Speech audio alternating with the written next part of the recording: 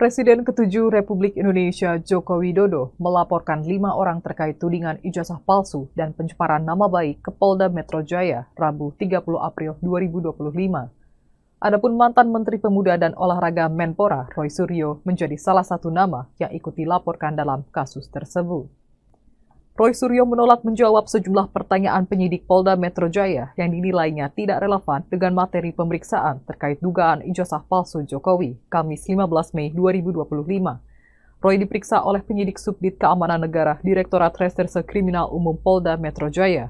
Pemeriksaan dilakukan terkait laporan Jokowi atas tuduhan ijazah palsu yang beredar di media sosial dan kanal YouTube. Kanjeng Raden Mas Tumenggung Roy Suryo Notodiprojo atau yang dikenal sebagai Roy Suryo merupakan pria kelahiran 18 Juli 1968 di Yogyakarta. Ia menempuh pendidikan tinggi di Universitas Gadjah Mada UGM jurusan Ilmu Komunikasi pada 1991 hingga 2001. Roy pernah mengajar di jurusan Seni Media Rekam Institut Seni Indonesia pada 1994 hingga 2004. Tak hanya itu, ia juga sempat tercatat sebagai pengajar tamu di program D3 Komunikasi UGM. Selain mengajar, pria ini seringkali menjadi narasumber di berbagai media massa Indonesia untuk bidang teknologi informasi, fotografi, dan multimedia. Ia pun sering dilabeli sebagai pakar informatika, multimedia, dan telematika. Di dunia politik, Roy mulai dikenal sejak ia bergabung dengan Partai Demokrat. Pada 2009, ia maju sebagai calon legislatif DPR RI dari Partai Demokrat untuk daerah pemilihan Yogyakarta. Saat itu, Roy Suryo berhasil lolos ke Senayan.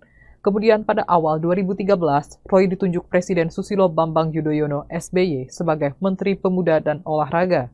Roy menggantikan Andi Malarangeng yang saat itu terjerat kasus korupsi di Komisi Pemberantasan Korupsi atau KPK. Alumni UGM ini menjabat sebagai menteri hingga SBY lengser pada Oktober 2014.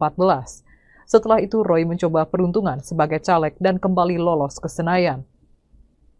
Karirnya di Dewan Pimpinan Pusat DPP Demokrat turut moncer dengan terpilihnya sebagai Wakil Ketua Umum Partai Berlambang Mercy.